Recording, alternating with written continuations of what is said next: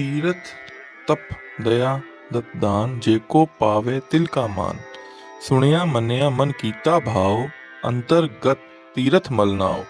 सब गुण तेरे मैं नाही कोई बिन गुण कीते भगत न होय। स्वस्थ आत बाणी बरमाओ सत सुहान सदा मन चाओ। कौन सुवेला वखत कौन थित कौन सवार। कौन सी रुत माह कौन जित होवा आकार। वेल न पाया पंडिती जी होवे लेख पुराण। वखत न पाया कादिया जी लिखन लेख कुरान। तित वार न जोगी जाने रुत मह न कोई। जा करता सिर्थ को साजे आपे जाने सोई। किव कर आखा किव सलाह किव वरनी किव जाना। नानक आखन सबको आखे इक तू इक सियाणा। वड्डा साहिब वड्डी नाई कीता जाका होवे। नानक जेको आपो जाने अगे गया न सोहे। तीर्थ यात्रा तप साधना जीवों पर दया भाव करके तथा निस्वार्थ दान देने से यदि कोई मनुष्य सम्मान प्राप्त करता है तो वह बहुत ही छोटा है, किंतु जिन्होंने उस अकाल पुरख उस परमेश्वर के नाम को मन में प्रीत करके सुना व उसका निरंतर उस मन में चिंतन किया, उन्होंने अपने अंदर के तीर्थों का मानो स्नान कर लिया और अपनी मलिनता को दूर कर लिया। मतलब उस जीव ने अपने हृदय में बसे हुए निरंकार में लीन होकर अपनी अंतरात्मा की मैल को साफ कर लिया है। समस्त गुण आप में है, मुझ में शुभ गुण कोई भी नहीं है। सदाचार के गुणों को धारण किए बिना परमेश्वर की भक्ति भी नहीं हो सकती। हे निरंकार, तुम्हारी सदा जय हो। तुम कल्याण स्वरूप हो, ब्रह्म रूप हो, तुम सत्य हो, सदैव आनंद स्वरूप हो। परमात्मा ने यह सृष्टि जब पैदा की थी तब कौन सा समय, कौन सा वक्त और कौन सी तारीख तथा कौन सा दिन था, तब कौन सी ऋतु थी, तब कौन सा महीना था जब यह प्रसार हुआ था, यह सब कौन जानता है। सृष्टि के प्रसार का निश्चित समय महाविद्वान ऋषि मुनि आदि भी नहीं जान पाए। यदि वे जान पाते तो निश्चय ही उन्होंने वेदों अथवा धर्म ग्रंथों में इसका उल्लेख किया होता।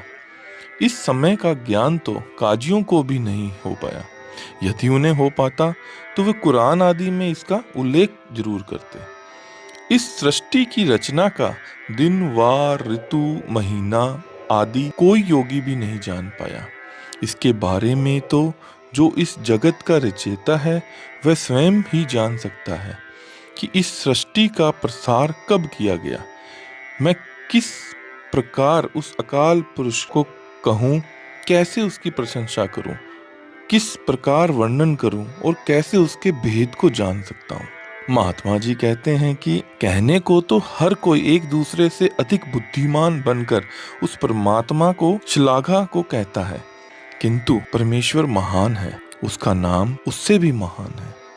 सृष्टि में जो भी हो रहा है वह सब उसके किए से ही हो रहा है। गुरु नानक देव जी कहते हैं, यदि कोई उसके गुणों को जानने की बात कहता है तो वह परलोक में जाकर शोभा प्राप्त नहीं करता। अर्थात यदि कोई जीव उस अभेद निरंकार के गुणात्मक रहस्य को जानने का अभिमान करता है तो उसे इस लोक में तो क्या परलोक में भी सम्मान नहीं मिलता। पाताला पाताल लख अगासा आगास।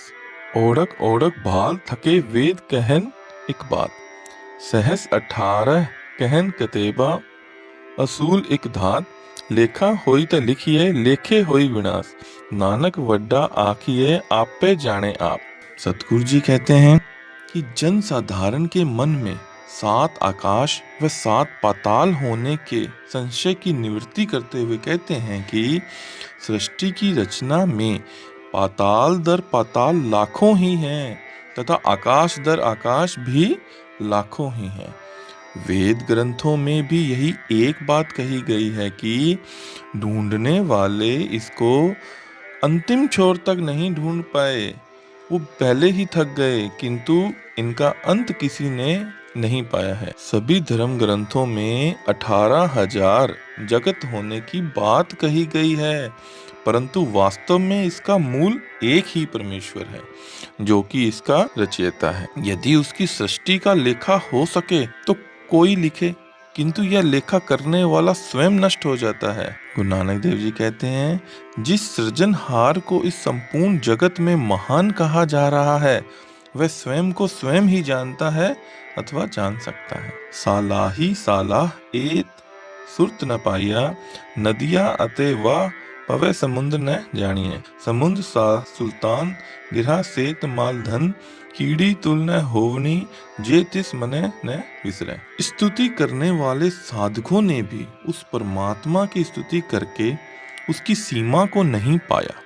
जैसे नदियों नाले समुद्र में मिलकर उसका अथाह अंत नहीं पा सकते, बल्कि अपना अस्तित्व भी खो लेते हैं, वैसे ही स्तुति करने वाले स्तुति करते करते उसमें ही लीन हो जाते हैं।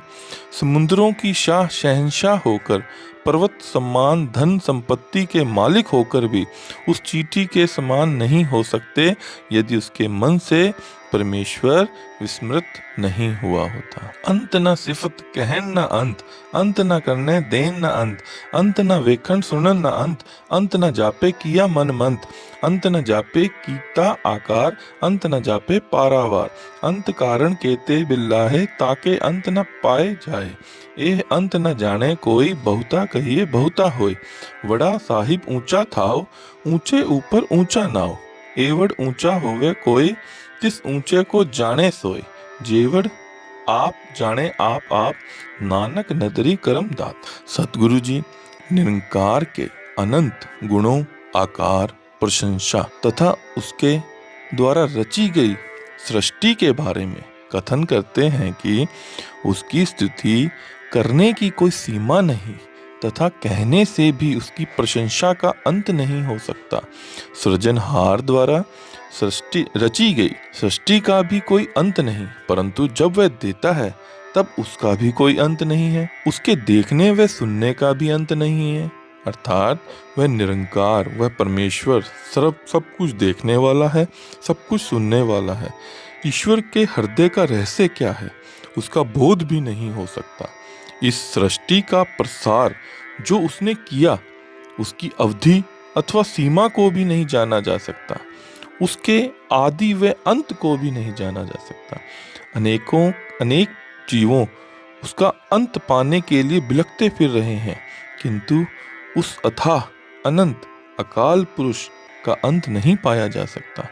उसके गुणों का अंत कहाँ होता है, यह कोई नहीं जान सकता। उस पार ब्रह्म की प्रशंसा, स्तुति, आकार अथवा गुणों को जितना कहा जाता है, वह उतने ही अधिक होते जाते हैं। निरंकार सर्वश्रेष्ठ है, उसका स्थान सर्वोच्च है, किंतु उस सर्वश्रेष्ठ निरंकार का नाम महानतम है।